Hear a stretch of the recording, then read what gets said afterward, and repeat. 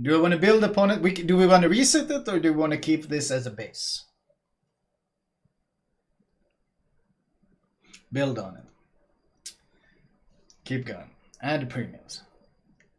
Okay, well, let's start then. Premium Destroyers. Adding Premium Destroyers to our tech tree list. Småland, go straight into OP tier. Småland is ridiculous. Honestly, Småland just straight up goes into S tier for a variety of reasons. Well, where do we start? First of all, you don't need to build Conceal. I mean, you can get a pretty good Conceal of 6.8 even without building Concealment Expert, which is already quite good. But Småland comes equipped with one of the most broken consumables, which is Radar. And it's a 7.5 km radar that lasts 22 seconds. You can increase this duration with Surveillance mode for another 20%. And the biggest issue, of course, with this combination is that if your Conceal is 6.8 and your Radar is 7.5, by the time anyone can possibly spot you is when they're 700 meters deep in your radar.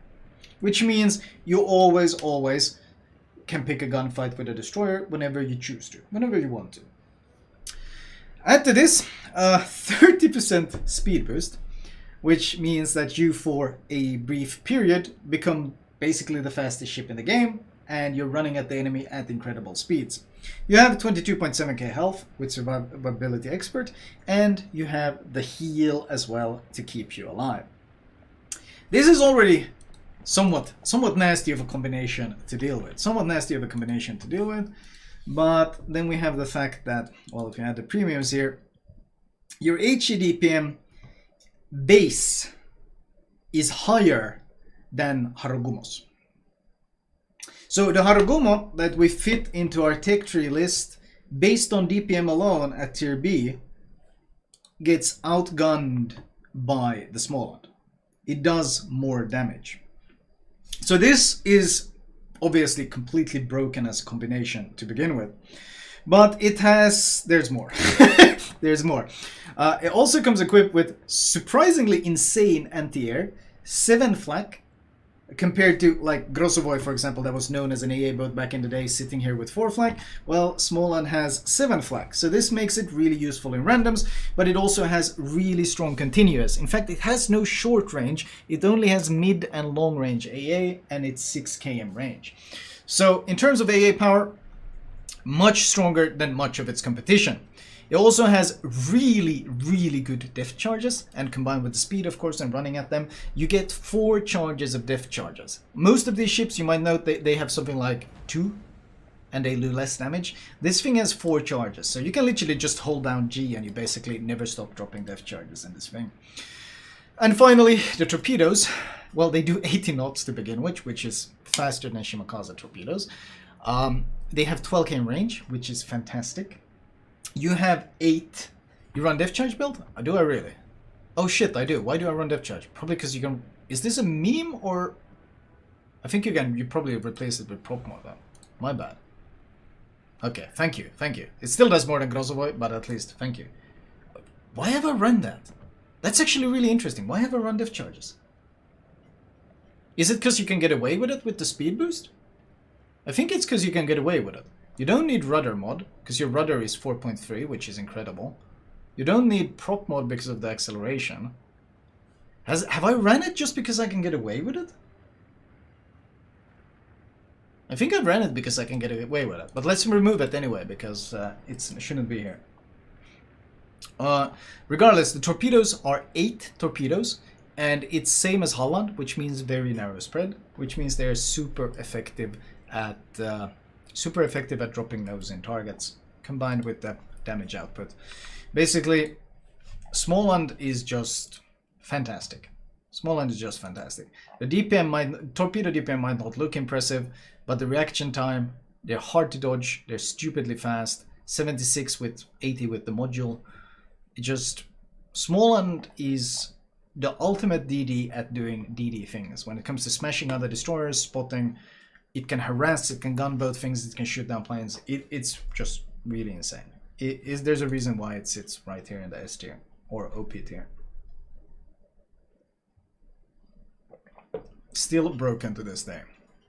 Ragnar, right up here into the OP tier. Well, basically, Wargaming told us that the combination of a destroyer with radar was really broken when they released black. They said that radar and smoke was overpowered, so they removed the black, and then they added a small land. Or then people played Yu Yang with radar, and then they said, well, that's broken, so they nerfed the shit out of Yu Yang. And after that, they released the small one, and then they said, wow, radar and heal is really broken on the destroyer, so they pulled back the small one, and now they released the Ragnar, which, well, much to everyone's surprise, comes equipped with radar and heal. I should actually buy it at some point. I really should get around to buying it, but we can look at it in port anyway. Let's see, ships, show all items, where's, here, show import. Can we look at Mr. Armor model here? Yeah, here we go. Well, obviously, first of all, this thing comes equipped with 26.5k health, which when you add in Survivability Expert, you break 30k on it. Add in that this thing is coated in 25 millimeters of plating. Now, I put gearing into the B tier because it has quoted that one of the benefits it has is the 21 millimeter armor. Well, this thing has 25. Good copy pasta, by the way. Some really smart guy must have said those things. no need to mention the name. 25 millimeters plating means that you shatter the HE of the vast majority of the destroyers that you fight. Basically, when it comes to dumpstering destroyers, Ragnar does it easily. Some ships do well, like Druids and Darings, ships that can use AP, or Haragumo that just has the penetration power. But for most of them, the Hollands, the Gearings, and these, Ragnar is brutal. Add in the fact that this ship comes equipped with 152mm guns. They have incredibly flat arcs. They punch really, really hard. 13 km range. The base concealment is 9.6. I think with the full build, what was it you could get it down to? Was it 7? Shit, what was the full build you could get it down to? It was borderline stealth radar, wasn't it? 7.5, yeah. So basically the exact same as your radar. So it does the same thing when it comes to smashing DDs. It gets, once again, it doesn't actually get the best flak, but the continuous damage is very, very high for a DD at 673. It's really, really high for a destroyer. I mean, this is... most ships dream of having an average damage this high, and Ragnar comes with it. So, Ragnar, of course, comes equipped with heal, radar, and speed boost. Basically, Småland version 2.0. It's a tankier, clumsier version. The weakness is it's clumsy, it can get torped, and it's not quite as good, perhaps, as acceleration juking like something like a Småland. But the trade-off is that the gun arcs are incredibly flat. Let's see, can we do HEDP? Here we go. Ragnar sitting here at 165 might make you underestimate its punching power, but the problem is that the shells are so flat and the shells are so fast that you actually end up smashing targets very, very easily. In fact, we can probably show it here. Let's see. Where do we have Ragnar? Here, 900 meters per second. 40. This is probably the best way to order it. The shell weight, 47 kilos. This combined with the shell velocity, the drag coefficient, and you end up with, well, the penetration at here. This means that the Ragnar can citadel light cruisers at Minotaurs, Smolensks. You can citadel them, well, Smolensk you can citadel probably at like almost max range, but Minotaurs and shit you can citadel at 11-12 kilometers. It has Elbing accuracy as well.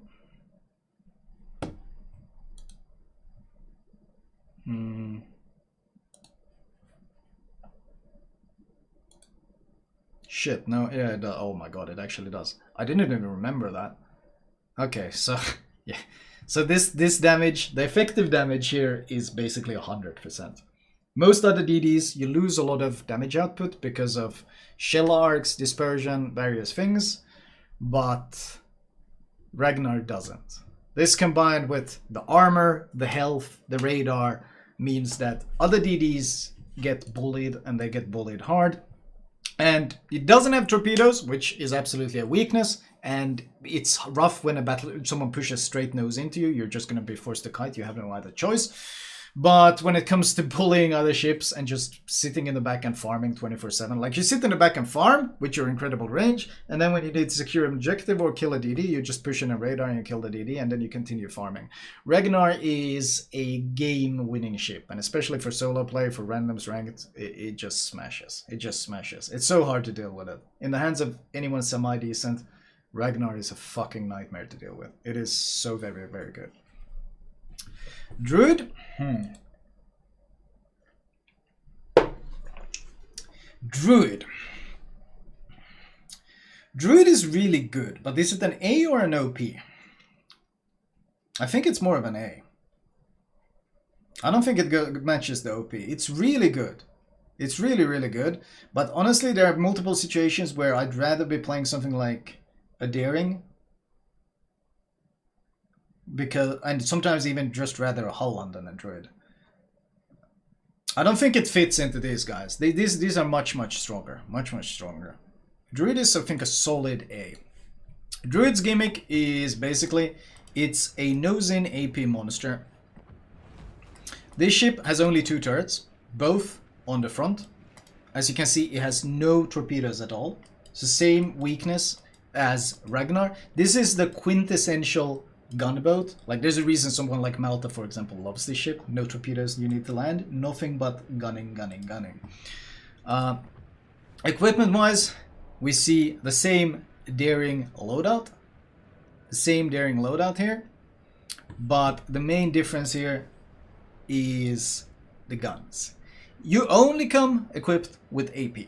Nothing else but AP. That's your only thing. In fact, I find this ship actually really kind of boring to play, because you literally only do one thing in the ship, and that's sit nose in and shoot AP at things. That's all you can do. You can't torpedo anything, you can't set anything on fire, you just sit nose in and shoot AP at things.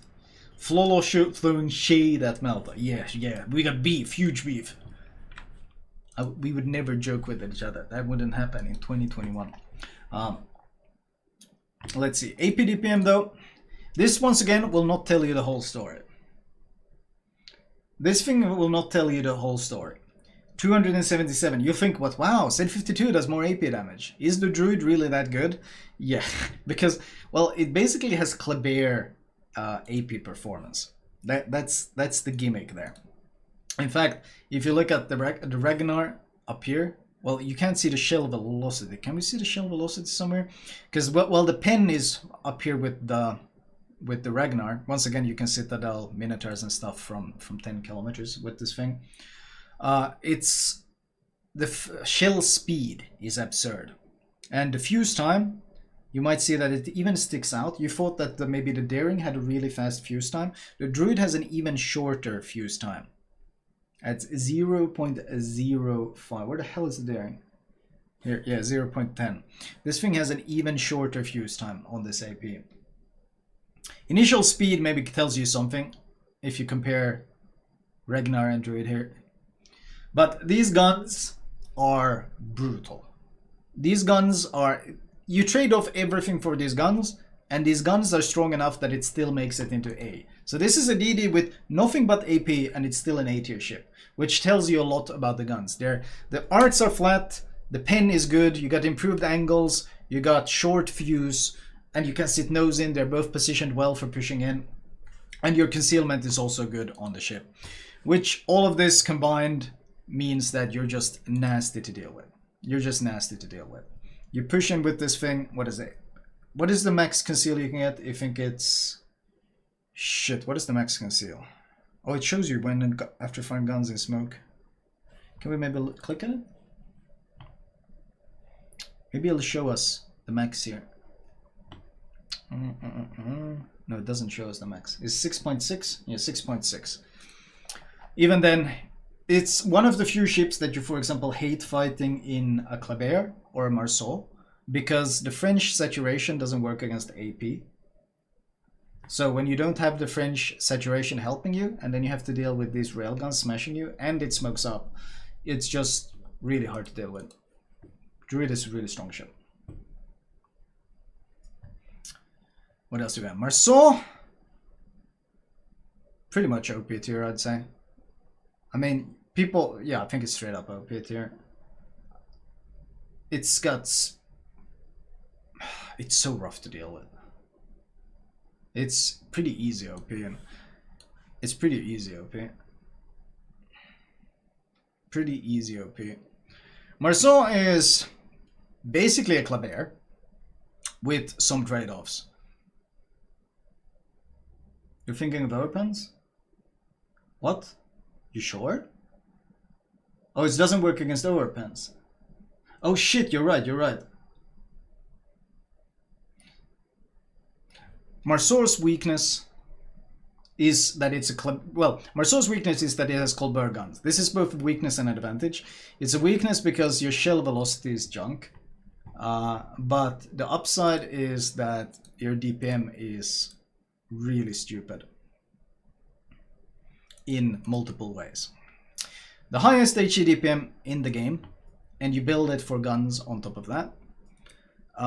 This combined with French speed and saturation means that you torture things in this thing. You torture anything that goes nose in. A battleship goes in, a cruiser goes nose in. You just acceleration juke, you zigzag, you go back and forth. You just torture ships.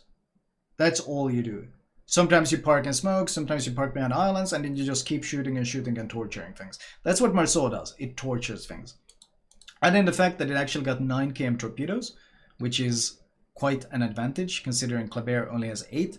You trade it off by not having the same alpha damage on them and the same speed, but it also means you can stealth torp.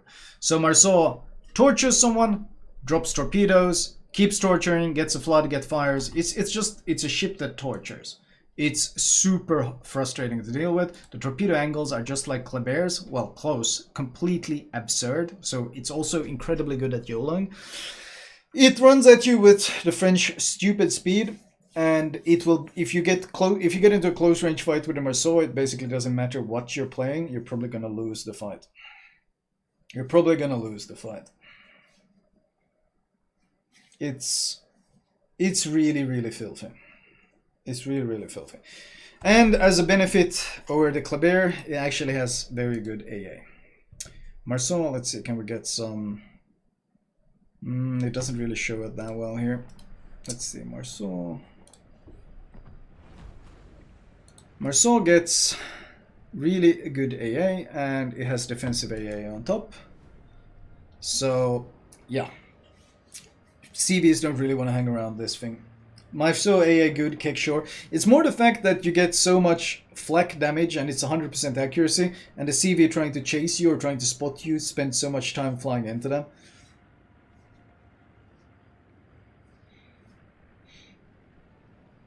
Marceau is also a comp ship. Yeah, I mean, if Kleber is banned, then people pick Marceau. Or sometimes people just pick it anyway. But Marceau is just very, very good. Very, very good. Super annoying to deal with. Is that base range? No, that's increased range. What is this? This is just a bit of a hybrid build. 7 km base, yeah. It rewards skill, absolutely. It scales heavily with skill. In the hands of a good player, Marceau is one of the most frustrating things to deal with in the game. Because unless you're playing something with incredibly fast shells, you're not going to hit the guy. And he's just going to torture you, and torture you, and torture you, and torture you. It's a nightmare. It really is.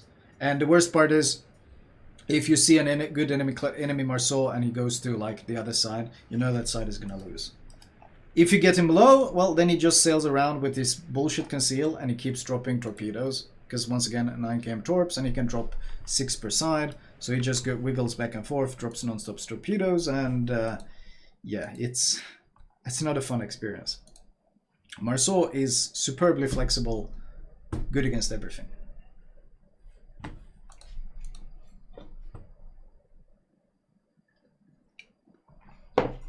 Marceau has horrible torp reload, yeah, but it's still capable of using them. It's still capable of using them, and especially stealth using them. So far, the premiums we have added Either OP or A tier. Next we have... Okay, well, Hayate. Shit, is it a D or a C? Is it a D or a C? Shit, I don't know. I think it's a D, honestly. I'd rather play Kaba than I'd played Hayate. I'd rather play Ilbing even in Sasi Solo DD than Hayate, I think. I'm not sure. It's really shit though.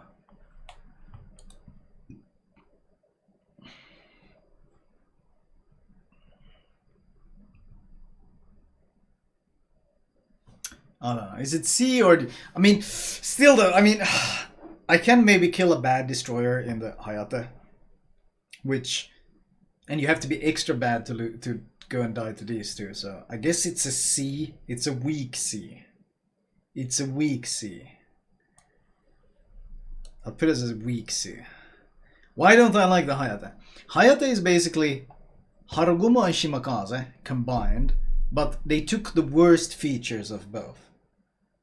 You lose Harugumo's incredible guns, the 100mm guns with the 30mm penetration, the incredible DPM. You lose that and instead you get Shimakaze's guns. So your penetration goes to absolute shit. Do I even have... here it is. So your penetration actually goes to absolute shit. So you're down to 21mm pen instead of getting Harugumo's incredible penetration. That's the first trade-off. Can we show the main battery damage output? AP DPM, let's see, where's Hayate? AP DPM is here, HE DPM is here. Kind of middle of the pack. If you get to fight enemy DDs, you can do okay.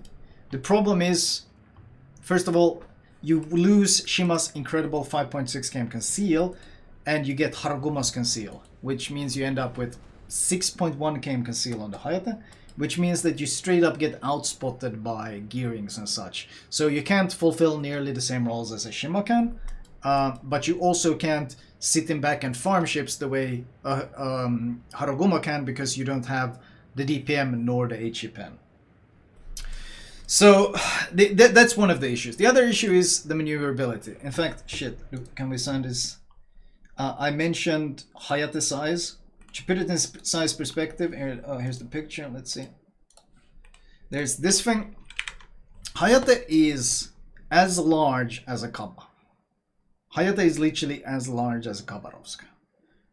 It sits right here in terms of size. It's gigantic. It's absolutely gigantic. It's not as bad as the Harugumo, but I mean, compared to the Shima, it's huge. And size is most certainly a bad thing in World of Warships. The Torpedoes, well, they're IGN. At first thought you think, well, shit, you can switch between torpedo reload and smoke. This is, I mean, if you don't get smoke, you can't really open with a gunboat because it's huge, it's clumsy, it's easy to smash. You don't have a heal, you don't have sustain, so you have to choose between one or the other. The torpedo reload would be promising, but instead of getting Shimakaze's great 15 torpedoes, or shit, even getting Harugumo with a torpedo reload booster that can drop, because Harugumo gets torpedo reload booster and smoke, so this thing can drop 12 torps. But Hayate can only drop 10. It has a torpedo reload booster, but that means giving up all your gun power. And it's IGN 12 km torps. The spread is huge. It doesn't reload 153 second reload, Jesus, because that's if you build for guns. The thing is, if you play Harugumo, you can build for guns and do well. If you play Shimakaze, you can build for torps and do well. Hayate is this awful hybrid where you're losing really no matter what you choose. It has very little upsides. The arcs are pretty flat because it's Shima guns. The alpha is good because it's IG and HE, but it's really just not good. It's really not just good. Really, the biggest upside of the ship is if you've spent money on getting it, you can get one of the best looking camos in the game, and you can equip this camo, and you can look at the ship in port. This is the highlight of the Hayate. being able to look at this camo in the port.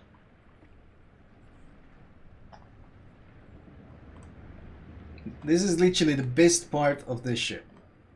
Everything else about the ship is just trash. Honestly, it's just trash. It's just not a good ship. I hate the Hayate. I just hate the Hayate. So, CD. I put it above D simply because, well, with 6.1 conceal, you can kind of push in and contest caps to some extent. That's it.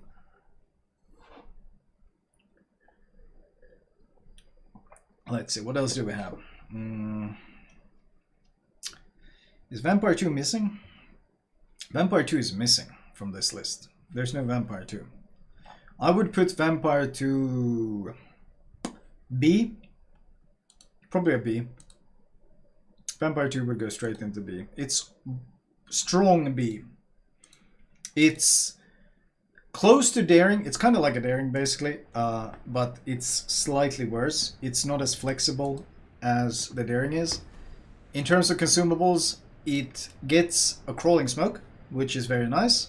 It gets a slightly better Hydro and standard speed boost, but it doesn't have a heal. And it also loses a Torpedo Tube in the process.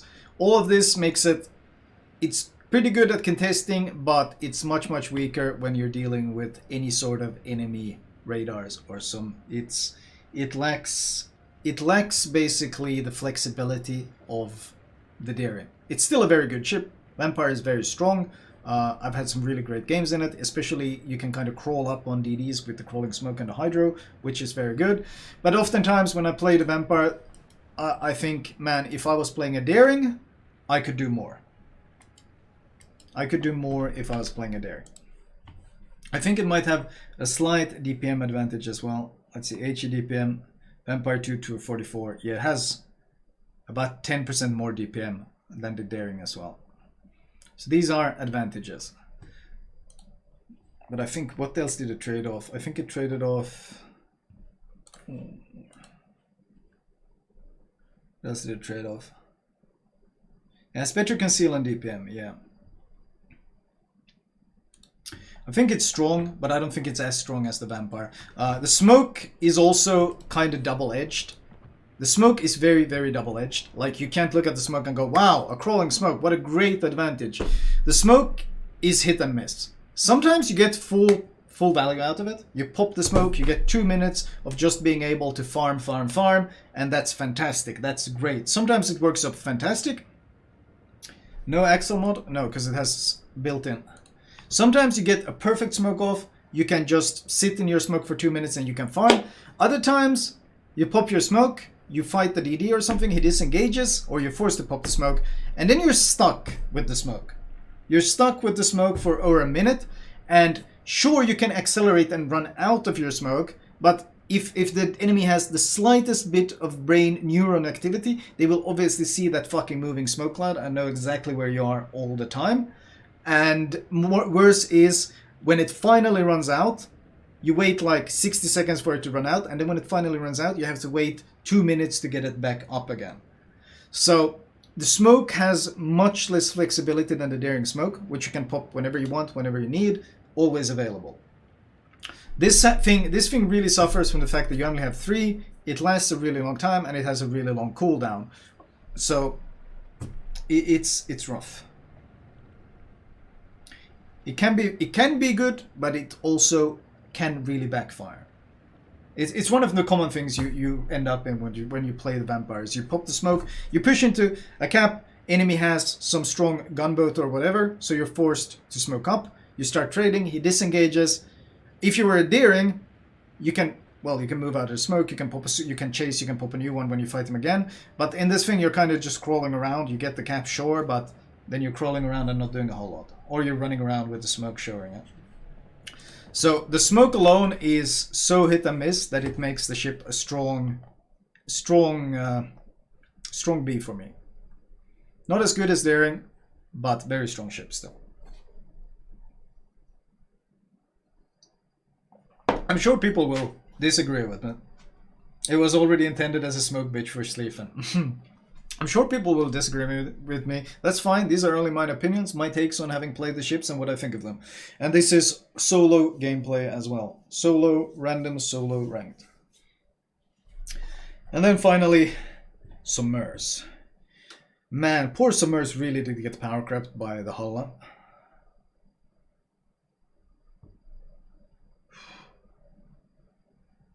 Where the hell would I put Submerse?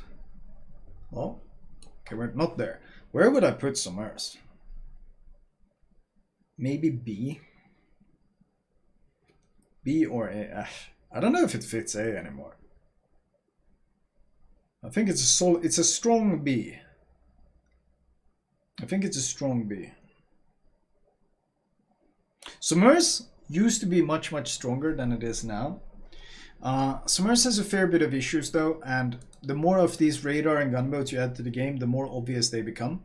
The most glaring weakness of the Submerse is the sheer gunpowder that it lacks. This is Submerse HE DPM.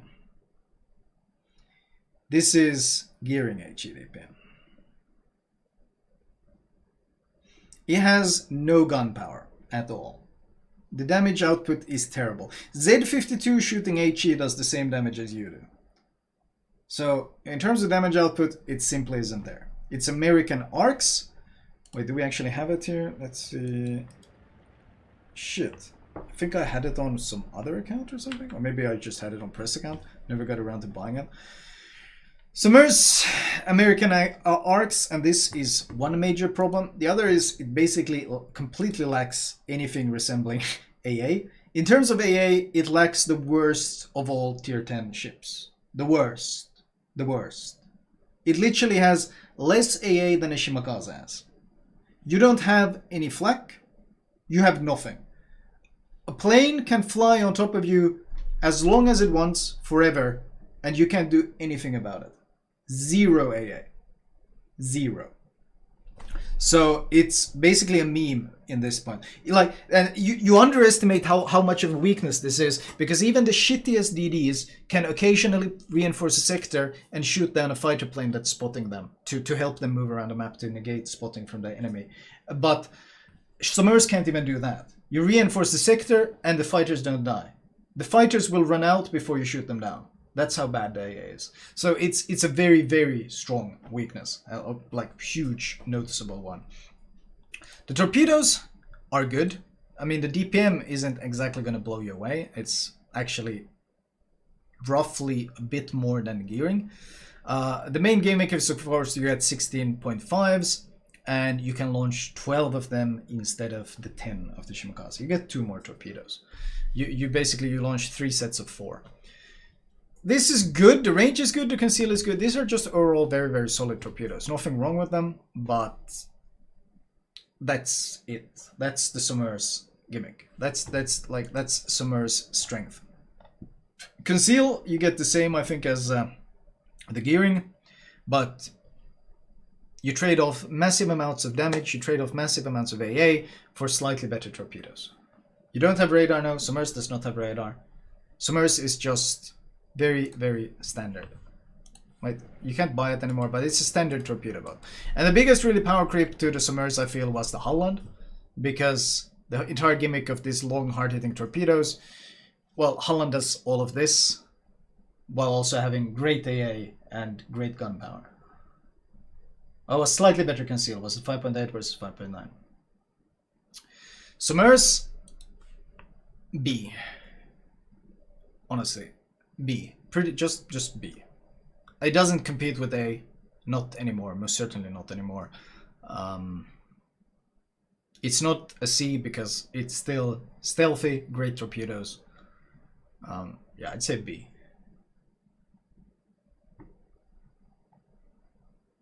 Not a C, no, because the torpedoes still have great alpha to them. Like, Submerse torpedo volleys are still terrifying. You gotta remember that these torpedoes they hit for a huge amount of alpha. It's gearing torps and it's 12. So, and unlike Shima torps, they're stealthy and the range is great. So the torpedo power of the Submerse is still there. It's still a scary threat. So, that would be all the tier 10s. Sherman? Why would I put a ship I've never played into my tier list? That makes no sense.